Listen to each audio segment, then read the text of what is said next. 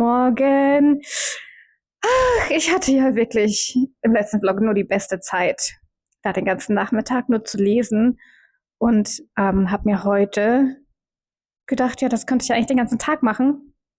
Ich dachte, ich mache einfach einen Lesemarathon. Ja, bin irgendwie auch relativ viel auf Booktube unterwegs und sehe da immer wieder diese Readathons und Lesemarathons und finde das eigentlich richtig cool.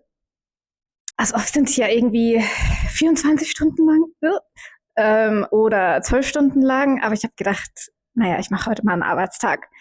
Ich mache heute einen Arbeitstag lesen. Das ist ein Plan für heute. Und ich habe den Timer auch schon gestartet. Ich habe nämlich erstmal ein bisschen Frühstück gebraucht. Ich musste erst essen. Und habe aber schon währenddessen weitergelesen. Ich lese gerade immer noch Hooked. Ja, bin da immer noch mittendrin. Also habe schon noch ein bisschen was vor mir. Ich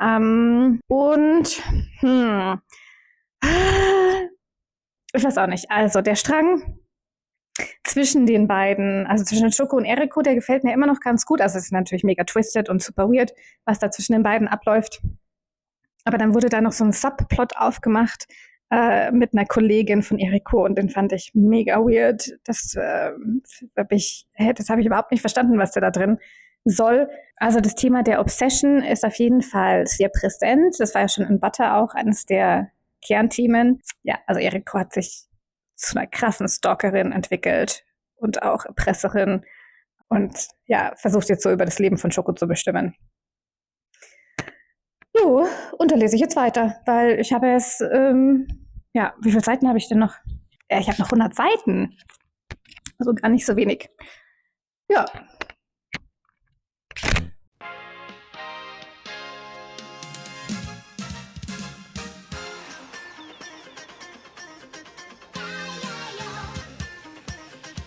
Ich habe gedacht, ich mache jede Stunde einen Check-in und jetzt ist gerade die erste Stunde vorbei. Ich bin immer noch, ja, ich lese immer noch Hooked, weil genau so schnell lese ich ja nicht, dass ich das jetzt innerhalb von einer Stunde so schnell runtergelesen hätte. Ich weiß auch nicht, die Story ist nicht so richtig immersive, also ist nicht so richtig Kopfkino. Ja, genau, bin irgendwie nicht so richtig drin. Aber an sich finde ich es trotzdem immer noch ein gutes Buch, also mal schauen.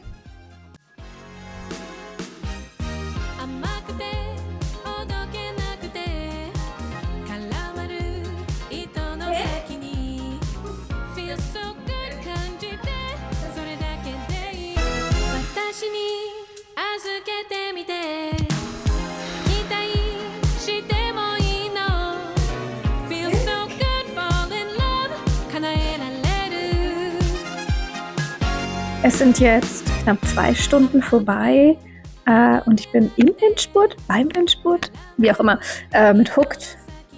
Ja, es gefällt mir irgendwie gar nicht so gut gerade. Ich finde es ja irgendwie echt überhaupt gar nicht gut. Ich dachte auch kurz, das Buch wäre schon vorbei, aber ich habe irgendwie noch ein paar Kapitel. Aber ich glaube, ich brauche erst mal kurz eine Pause und dann ja, lese ich die letzten paar Seiten.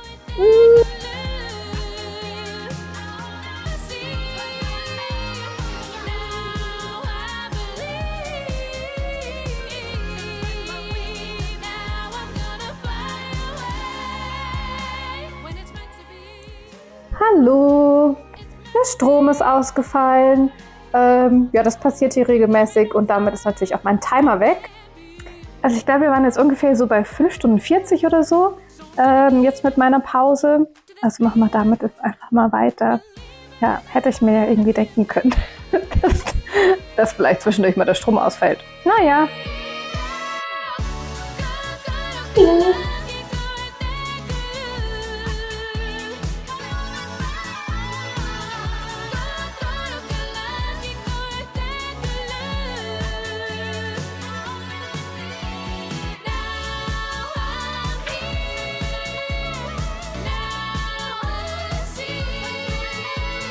Ich habe gerade Hook zu Ende gelesen und wir sind jetzt auch ziemlich genau bei 5 Stunden beim Timer. Ja, und ich bin mir nicht so, ich weiß auch nicht, hat mir, glaube ich, gar nicht zu gut gefallen jetzt, das Ende. Vielleicht ist es auch noch ein bisschen zu frisch, um jetzt ein Urteil zu fällen, aber jetzt so spontan bin ich, glaube ich, froh, dass das Buch vorbei ist. Und dass ich jetzt was anderes mir anhören werde. Ja, genau, ich werde mich zum Hörbuch wechseln, weil irgendwie die ganze Zeit lesen ist ein bisschen too much. Das habe ich gedacht, ich mache zwischendurch ein Hörbuch, auch weil ich jetzt irgendwie langsam Hunger habe und dabei was essen kann. Und zwar habe ich mir rausgesucht, das Hörbuch Matthias mit Wasabi. Also es ist irgendwie Non-Fiction und geht um eine interkulturelle Ehe. Genau. Ja, und ich befinde mich ja in einer interkulturellen Ehe und habe mich aber ansonsten nicht wirklich, glaube ich, außer dass ich in einer bin, mit dem Thema auseinandergesetzt. Ich weiß auch nicht. Ich habe das gestern mir rausgesucht und dachte, ja, es passt ja irgendwie thematisch ganz gut, weil er ist Deutscher, sie ist Japanerin und auch so ein bisschen, ja, jetzt in Hooked gab es ja auch diese Themen, ja, was wird kulturell erwartet von einem in der Beziehung und so. Ja, mal schauen, vielleicht ein bisschen leichte Unterhaltung, ein bisschen, also ich erwarte mir ein bisschen Humor vielleicht auch. Genau, und das höre ich jetzt an und esse dabei Mittag, weil ich habe nämlich auch schon relativ gut Hunger.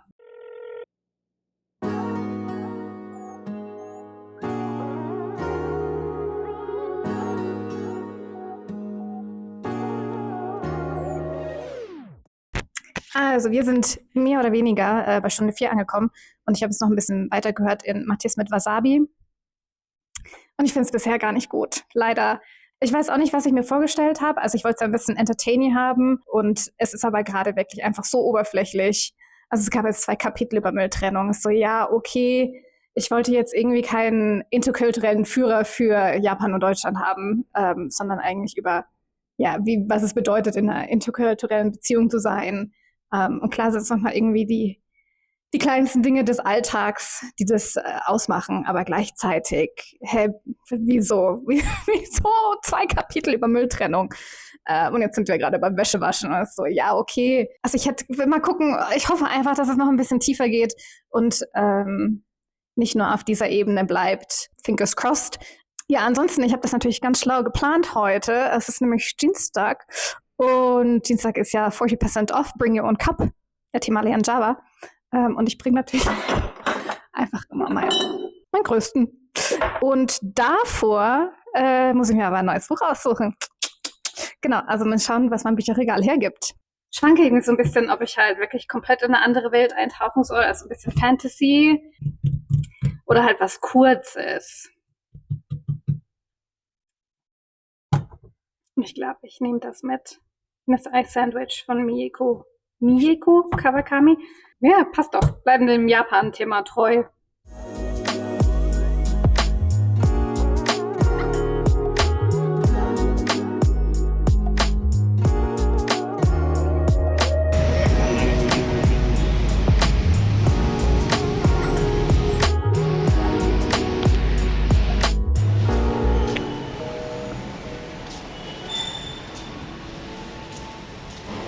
I don't wanna fall in love no more.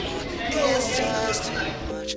It's just too much. No, I don't wanna hear a word no more. I'm done, but I just can't let go of you. No, I just can't do it. I can't let go of you. No, it's too much. It's too much. It's just too much. Ich glaube, ich habe den besten Platz erwischt hier im Café. Und das muss ich natürlich ein bisschen nutzen und habe hab den Royal Palace gezeichnet. Ansonsten, wir sind jetzt bei Stunde 3 schon angelangt. Und das Hörbuch ist leider richtig, also ich finde es richtig schlimm. Es geht irgendwie hauptsächlich um ihre Kennenlerngeschichte. Aber ich finde den Typen einfach so mega unangenehm. Und es ist mir jetzt wirklich egal, auf welche Filme ihr gemeinsam steht. Irgendwie, ich weiß auch nicht, es ist immer alles noch so oberflächlich. Jetzt bin ich gerade bei einem Kapitel von ihr angelangt. Also sie beschreibt, wie sie gerade nach Deutschland gezogen ist. Und es ist das erste Mal, ja, okay, es wird jetzt irgendwie gerade schwierig. Ja, aber ansonsten finde ich es leider gar nicht gut. Ich weiß auch nicht, was ich von dem Buch erwartet habe. Wasabi mit Matthias mit Wasabi heißt. Also bisher hat es mich leider noch nicht überzeugt, deshalb wechsle ich jetzt und lese Miss Ice Sandwich.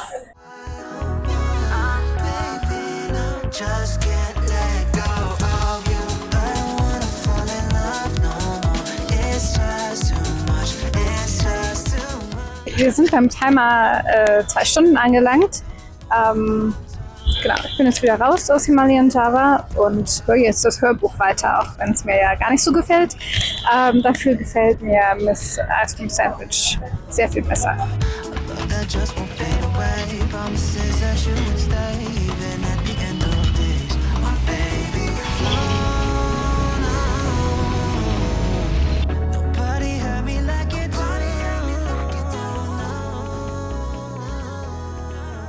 Ich hatte vergessen, mein Mikro anzumachen, deshalb jetzt kurz aus dem Off.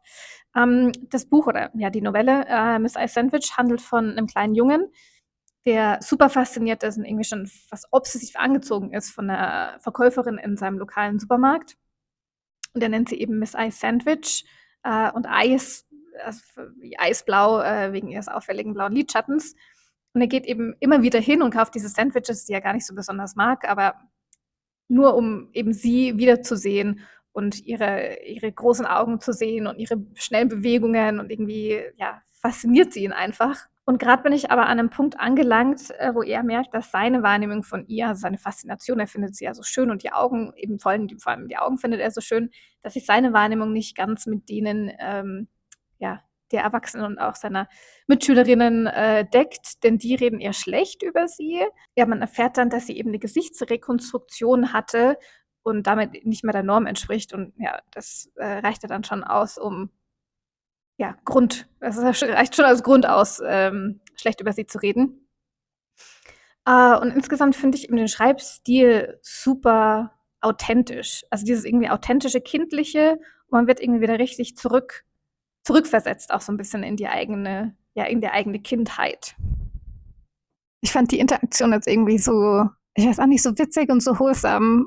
Der Junge war bei einer Freundin zu Hause und hat einen Film angeschaut. Well, then you'd better come back again and watch He's the Best, Al Pacino, she says, a big grin on her face. What's that? You know, the film we just saw, Lieutenant Hannah. Al Pacino plays him. Oh, it's somebody's name. I thought it might be how you say goodbye in some other country. That'd be cool too. As I start home, she waves at me and says, Al Pacino. I raise my hand and wave back and say Al Pacino. And then, all of a sudden, it seems very funny and we both burst out laughing at the exact same time and we get louder and louder until we're both bent double laughing our heads off. Ich fand die Interaktion irgendwie so wholesome und man kann sich das so gut vorstellen. Irgendwie dieses kindliche, quatschige, ja, fand ich richtig cute.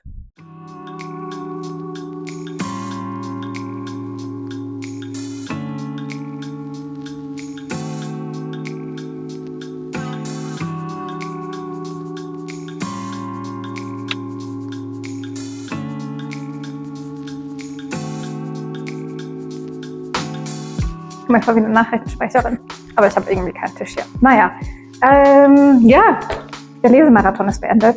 Genau, Arbeitstag lesen, ist Feierabend. Ja, und ich habe nicht das Gefühl, dass ich heute sehr viel erreicht hatte, außer zu lesen. Aber ja, war ja auch das Ziel. Also ja, ist schon okay. Aber irgendwie ist dieser Tag voll verschwunden. Buch Nummer 1 war ja Hooked von Asako Yuzuki. Und ich muss sagen, so im Nachhinein, ich fand es dann doch gar nicht so schlecht. Also im Vergleich sozusagen zu den anderen beiden, muss ich doch sagen, es war jetzt vielleicht doch mein Favorit unter den dreien. Einfach weil es auch meinen Erwartungen entsprochen hat. Also ich wusste, okay, es wird eine super mega weirde Story und es war eine super mega weirde Story, auch wenn mir vielleicht zu dieser Subplot wirklich gar nicht gefallen hat zwischen Eriko und ihrer Kollegin da. Das fand ich viel zu wild. Aber ansonsten, ja, hat irgendwie das gemacht, was es vielleicht dann doch machen sollte. Und die Protagonistin waren super weird und es wurde super dark und problematisch. Und auch am Ende irgendwie, dass die Autorin den beiden, also ich dachte ja, die bringen sich um. Ich dachte ja, die bringen sich um oder eine bringt die andere um. Das ist dann doch nicht passiert, Spoiler. Sagen, die Autorin hat denen ein bisschen anderes Ende gegeben und fand ich, wenn ich so drüber nachdenke, vielleicht gar nicht so schlecht. Ja. Deshalb war das jetzt tatsächlich, ja, mein Favorit von den dreien und ich weiß auch nicht, ja, Sterne würde ich geben. Wie viele Sterne würde ich geben? Muss ich nochmal drüber nachdenken. Zwischen 3 oder 4. Dann als nächstes das Hörbuch, da muss ich jetzt nochmal nachgucken, wie die hießen, die beiden. Ja, also das Hörbuch Matthias mit Wasabi von Andreas Neuenkirchen und Junko Katayama. Ja, wie gesagt, ich fand es nicht gut. würde es jetzt abbrechen, würde es auch nicht weiterlesen oder nicht weiterhören. Und ja, es war wirklich gar nichts. Gar nichts für mich. Ja. Und zu guter Letzt noch Miss I Sandwich. Das hat mir auch gut gefallen, war kurzweilig. Ich fand es sehr authentisch, die Erzählperspektive. Ich habe hinten drauf gelesen, ja, dass es ja intim ist und ich finde, das trifft es auch ganz gut. Das ist irgendwie so eine Vignette von dem Moment, der einen dann doch irgendwie ja ein bisschen berührt. Also ja, ich hatte irgendwie viele Emotionen. Ich habe gelacht, war auch richtig traurig am Ende dann. Und ja, also dafür, dass es so kurz war, hat dann doch einiges mit mir gemacht. Und ja, also an Sternen würde ich vielleicht geben. Ich weiß auch nicht. Mann, das ist voll schwierig. Zwischen 3 oder 4. Also 3, weil es vielleicht irgendwie doch ja relativ kurz war. Und 4, ja, weil es eben so authentisch war und so ja witzig und emotional. Und eben dieser kurze Ausschnitt, der irgendwie gereicht hat, um eine ganze Geschichte eben zu erzählen. So, so die beiden stelle ich in unsere japanische Section. Ein bisschen eng. Genau, steht auch Butter. Also stelle ich das doch damit dazu. Ja. Oh nein! Oh, was? Was? Dafür gibt es einen Sternabzug, hey. Na, und das passt auch noch mit rein. Hui. Da stehen sie. Okay.